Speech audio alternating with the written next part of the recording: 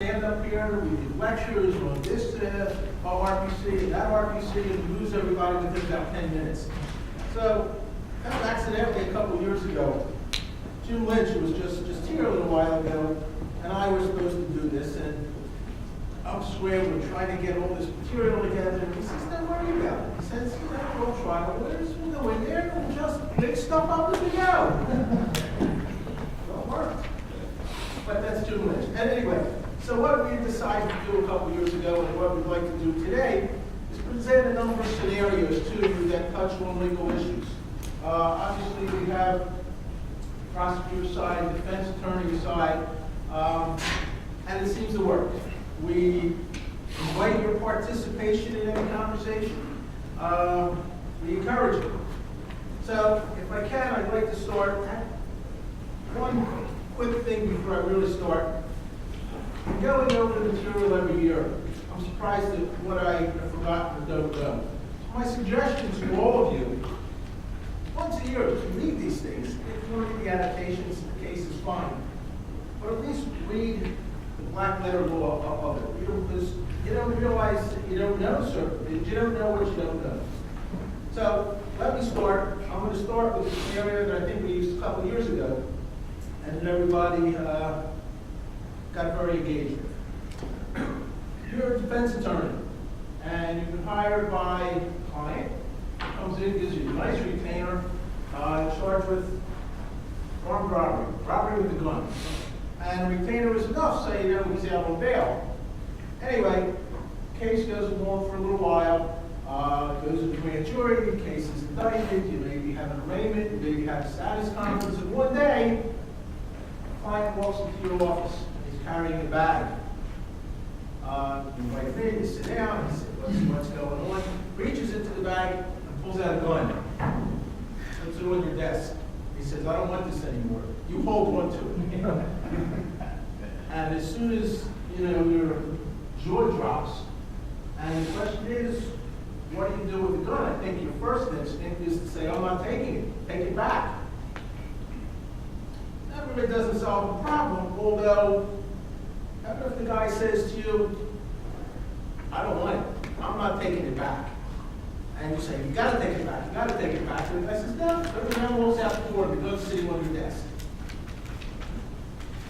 What do you do with the gun? Are there any obligations to the client, to the prosecutor, reciprocal discovery, destroying evidence? What do you do? Kevin? What do you do? He's been charged? Oh yeah, he's in charge, the case is indicted. He didn't directly tell you that this is the gun involved in this robbery, but I think it's a pretty good assumption to make. Okay. Without knowing the finer points of all of this, I'll take a shot. I'm gonna Make sure he doesn't take a shot. I'll take the gun. I'll keep the gun. The gun's gonna get locked in the safe. And if there's a demand made for it by the state, I turn it over. Hopefully you'll call me before you do that. All right. So the guy says, the guy says, In your hypothetical, does he retains you and you're representing him now? he You are has representing. retained you, and you represent him. Okay, he didn't walk out and just say, I'm now going down the street and get another lawyer. Well, how about if he says to you, you keep the gun, because I'm going to say I've never had this gun. I'm going to take a stand and say this. Well, then you have a different problem. You can't put him on the stand. You can't have him go up there and lie. So you tell him, which is what you're supposed to do. I can't represent you anymore if you want to lie. And the guy says, I don't care. I'm saying that. You apply to the judge, you get out of the case, he goes to a new lawyer.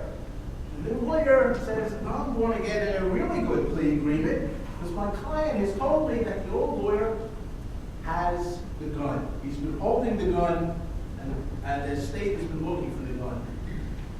What do you do then? Josh? Oh, Bill, I can beat me up. Are you kidding me? The state comes looking for the gun, I give it to you. I'm expecting at that point, if I know the guy said that to the new attorney, I'd be expecting to knock on my door. You expect the attorney to say, listen, why don't you give the gun to me and I'll give the gun to the prosecutor?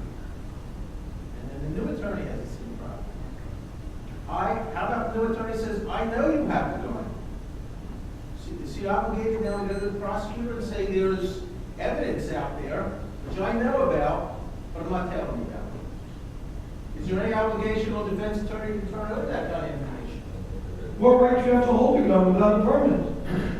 What, well, you're keeping it in your office, and that's not a crime, if it's your office, as long as you're not When it was transporting. transferred to you, you accepted it unlawfully. How about this? Well, you didn't accept it. How about this? Terminate your representation and tell him, either you take your gun back, or I'm going to go to the police and I won't tell them, I won't reveal any client confidentialities, I won't tell them how I got the gun, but I'm going to turn the gun into the police and they can figure out what to do with it. So I just got out of the case, when I go to the prosecutor and turn over a gun, and they say, what case did you just get out of? Listen, how about grand jury subpoena? It's not, it's not appropriate. You would never enter your appearance. The minute you tell them on the spot, either one of two things. Here's your money, take it back. I'm not representing you, take your gun. Or I'll represent you, take the gun and get out of here. Or if you're not taking the gun, fine. I'm not entering my appearance. And I'm turning the gun into the law enforcement. And I won't tell them where I got it from. What's privilege about the nonverbal communication? What's that, Robert? What's privilege about the nonverbal act of getting a gun? If you get a subpoena, you want to know where this gun came from. Where is the privilege? Since it's nonverbal. Intended as a communication. It was within the confines of a series of communications with the client. I don't know to parse it out that carefully. My comfort level would be, we're done, take your gun back, I'm turning to the police. If you don't take your gun back, you go down the street, go see, What about the danger to yourself when you start talking to the guy about taking his gun, you're gonna dump him and all this other stuff? You're not gonna be concerned for your personal safety? I would explain to him, we have an attorney-client communication with a prospective client. It covers that. This is why, don't you think in the real world, if he did that, he's taking the gun back, he's not gonna, if you say to him, I'm gonna go turn that into the police, I'm not gonna tell them where I got it from, because again, he may be worried about fingerprints and things like that. Don't you think he's taking the gun back and then walking down the street to the next lawyer? You're telling him to commit a crime to continue going without a license for a gun. No, I'm not telling him to commit a crime, I'm just giving him back the property that he brought into my office. That's your refusing to take it. Yeah, or refusing to take it. Could have been drugs, he could have brought you, you can't be an accessory or an accomplice to a crime, you can't, hinder, obstruct justice and hinder. This scenario is the guy left behind the gas and walked out. That doesn't cover that situation. He's already walked out. I would communicate with him and say, come get your what you left in my office back, you have X number of days. If not, I plan to turn it into the police, I'm not gonna tell them how I got it, or what the circumstances were, but I'm just gonna turn it and say, this may be something of some interest to you. If they want to then issue subpoenas, and we've been down that road many years ago, I think it's similar situations, right? Issue a grand jury subpoena to you, how did you get this gun? I exert the attorney-client privilege. You hire a lawyer. What's that? You better hire a lawyer. Yeah, you go and assign. And then the question is, how do you handle the gun? Well, that Are you is- gonna put it in a plastic bag with a pencil? Are you gonna grab, in other words, before you put it in the safe, how are you gonna preserve the, if you handle the gun, you may be destroying evidence. You're not destroying, you're not purposely or consciously destroying evidence. How many times have you got your police on how to handle a gun properly, Mr. Malosky? I'm not law enforcement, okay? My obligation is not, as an attorney, is not to obstruct justice or to compound, a crime. How about, for sure, you want to make sure the fingerprints on the gun aren't yours. the next, well, what if instead of that, the scenario was, I want to cooperate with law enforcement, this is a gun that was used in a crime, not the one I'm in. And I want to negotiate my cooperation about this. This is a very important gun to the state. And I'm leaving it right here. Now, how does that change what your thoughts are when in fact, again, it doesn't incriminate except for having a gun without a permit, perhaps, or a certain person, But the point is now he wants you to negotiate. You call the prosecutor and say, my client wants to cooperate, meanwhile you put it in the safe, but you don't tell him you have a gun. Can I jump in on this? Are you, Mr. Klein, authorizing me then, I believe you are, to go to the prosecutor and say, look, I represent Ron Elmer. Ron's been just charged, indicted with robbery. He's interested in coming to the table and testifying against Ray, Rick, and Fred. He has valuable evidence that he can provide for you. Let's strike a deal, and there's cooperation. Of course, I don't know how corroboration is if you've got the gun in your possession, but then how that's going to assist in the case against the three of us.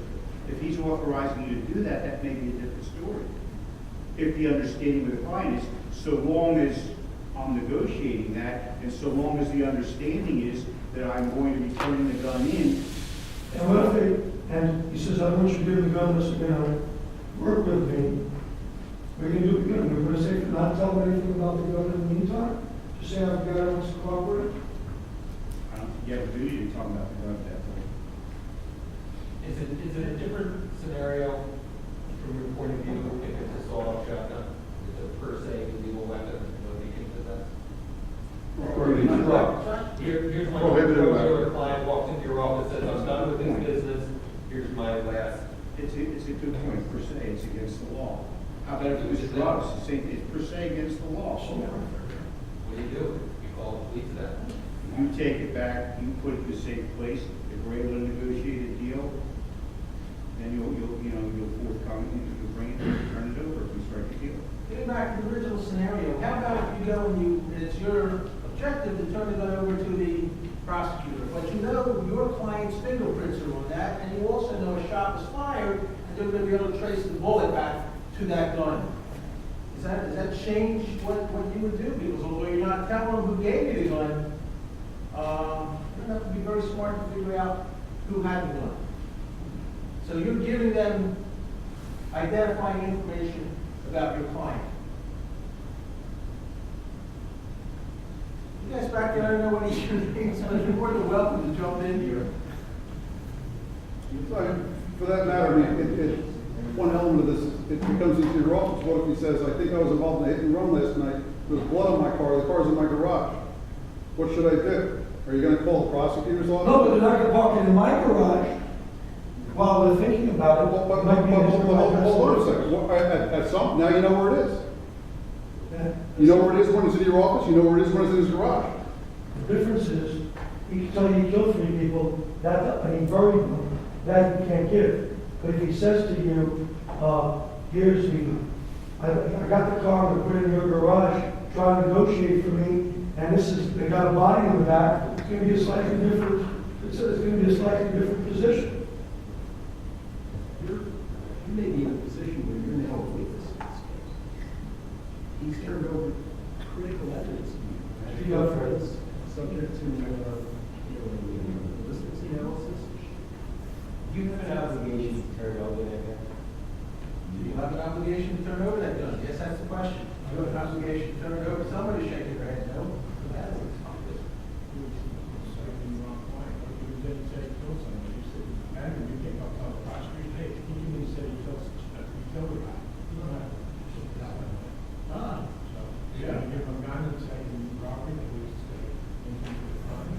But you have to separate what the client tells you with physical evidence that suddenly becomes in your possession. I'm saying this as the answer, but it's a big difference. Aren't you assisting him, though, in committing a crime and hindering his apprehension by retaining that gun? You've got a choice. The minute you let that gun stay in your office, putting aside, that it's a sawed-off shotgun or a machine gun versus a handgun, you're now assisting him in committing a crime. You're hiding evidence that the police would love to have. They would want to get a search warrant someday. You're hindering his apprehension of obstructing justice by holding on to that.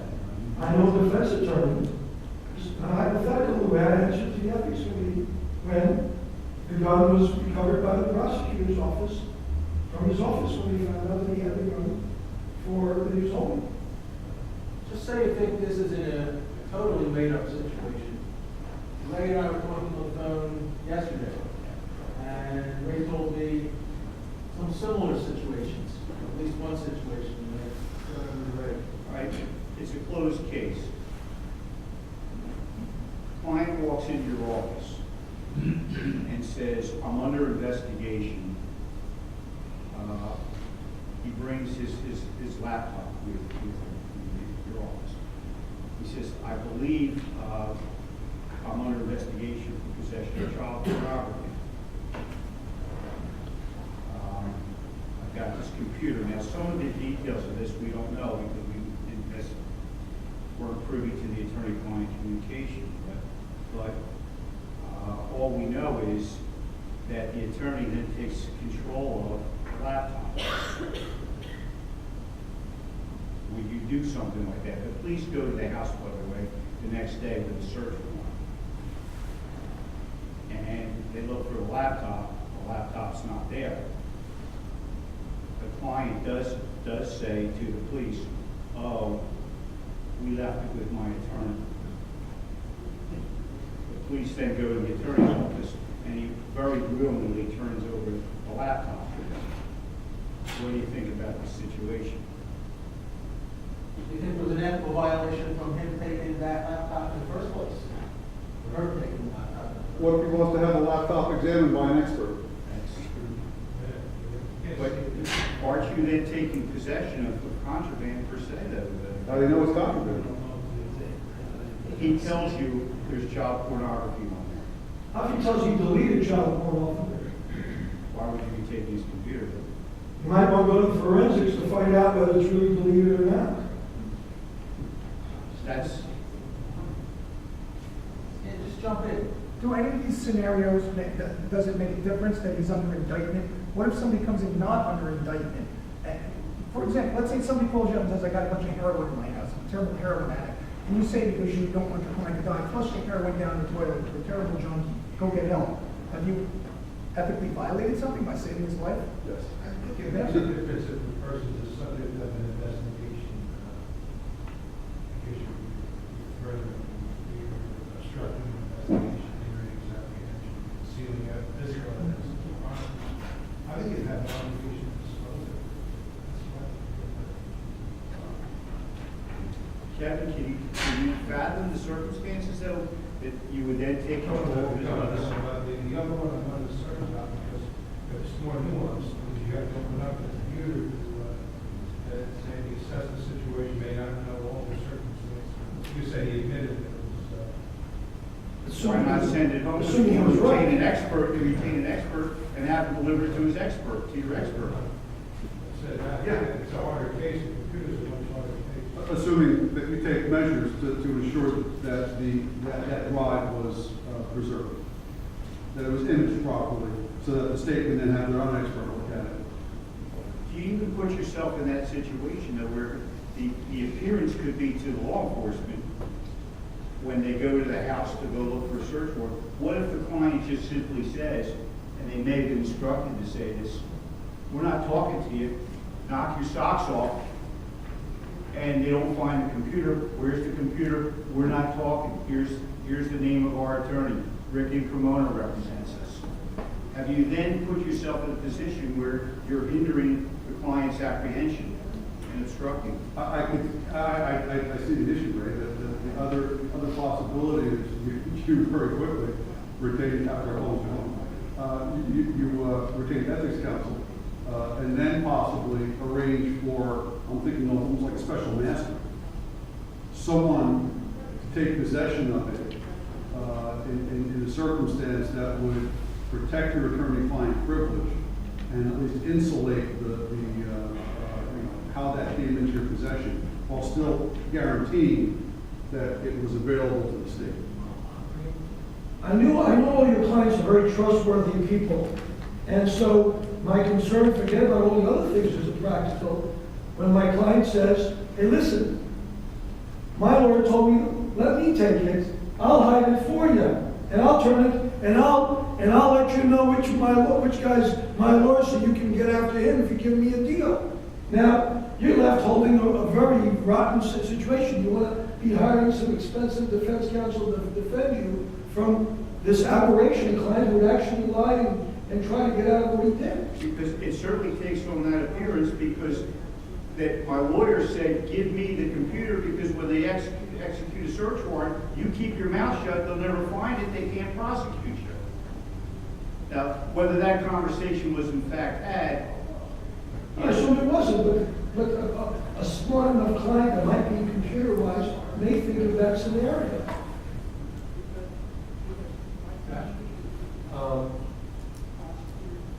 Change the context, if you change the context of the story to something like a white collar case, insurance fraud investigation, or some sort of money laundering investigation, businessmen must go to lawyers all the time and say, I'm being investigated. They've sent me a subpoena for my documents. We handle a subpoena for them. So the client then turns over to the lawyer 10 or a disc with 10,000 pages of documents on it. As long as the lawyer's not destroying anything on those tapes, it can be incriminating as hell. And there's nothing preventing the lawyer from handling, analyzing, reading, copying, looking at those documents. But isn't there a difference between So, the lawyer person- doing that and the lawyer hiding that material? Well, but that is the difference. If the defendant just comes in and says, here's the gun, and walks out, if you know that gun is the piece of evidence that law enforcement is looking for, you may be involved in a conspiracy of some sort. But if you know that is maybe a piece of evidence, it's a different story. It's a distinction between the gun or a piece of evidence. Well, what I'm trying to say is it's probably all about what the lawyer knows and what the lawyer doesn't know.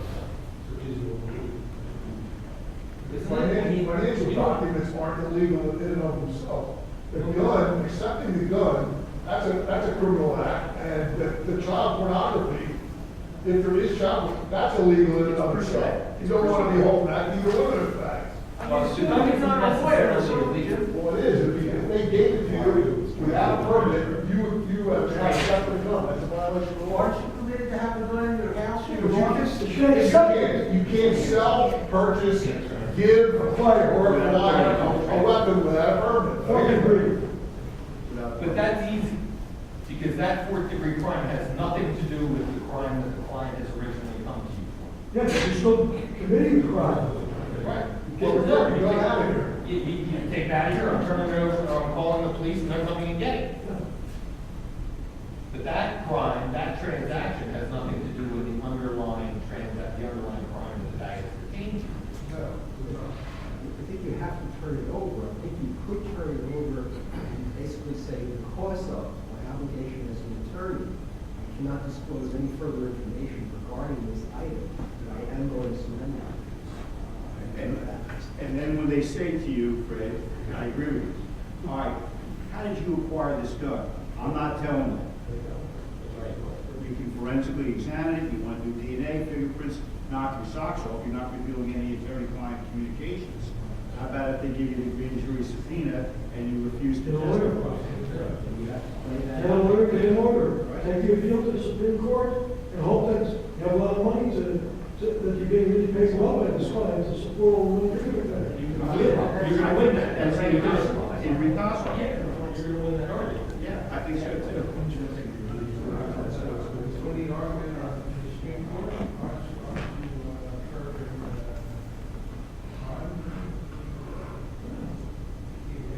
You do that every day and get a drunk driver off or something.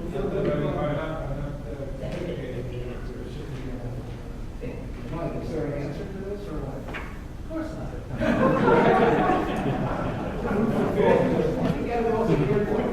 Back up for a second. Back up for a second, Mike.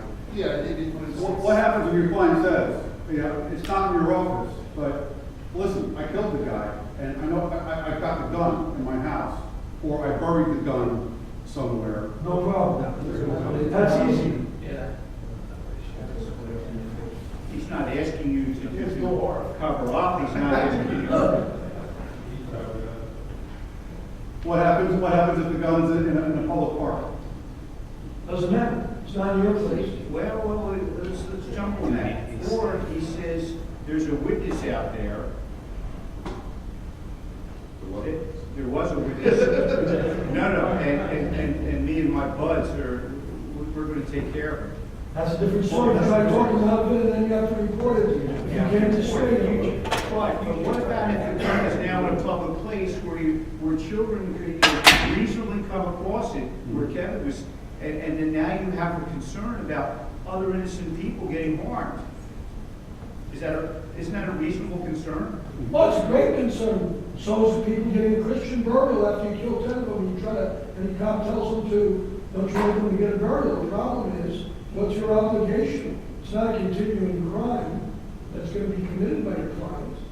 That's the problem. It's a sad thing. You might try to talk them into doing something. But again, if you say, public place, children might get hurt, you might want to hide it somewhere better.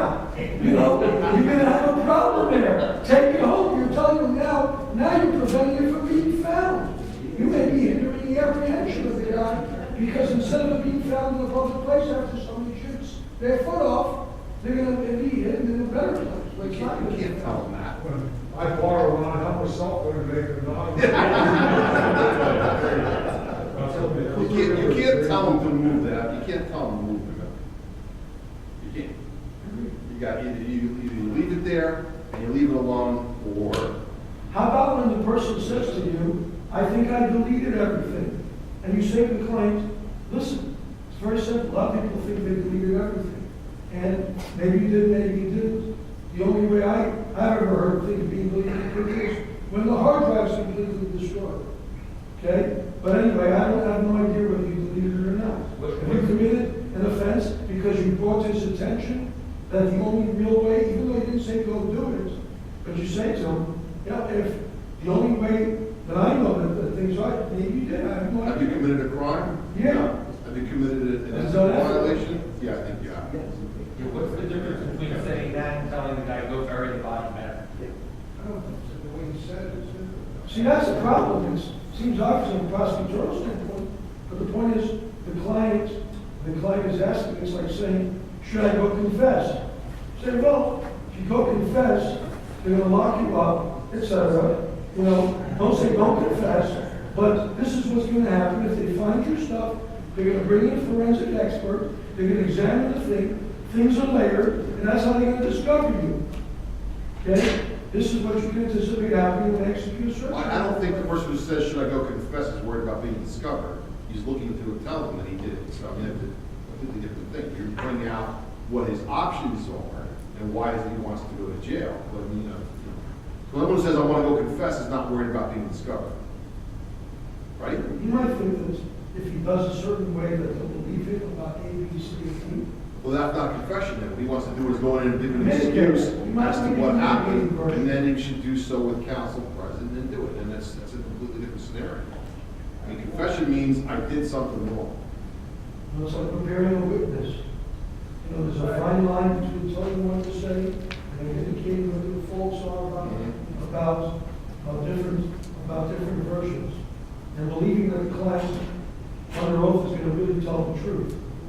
As I see the problem with when you don't directly tell somebody to do something. All right, let's move on. We're all fairly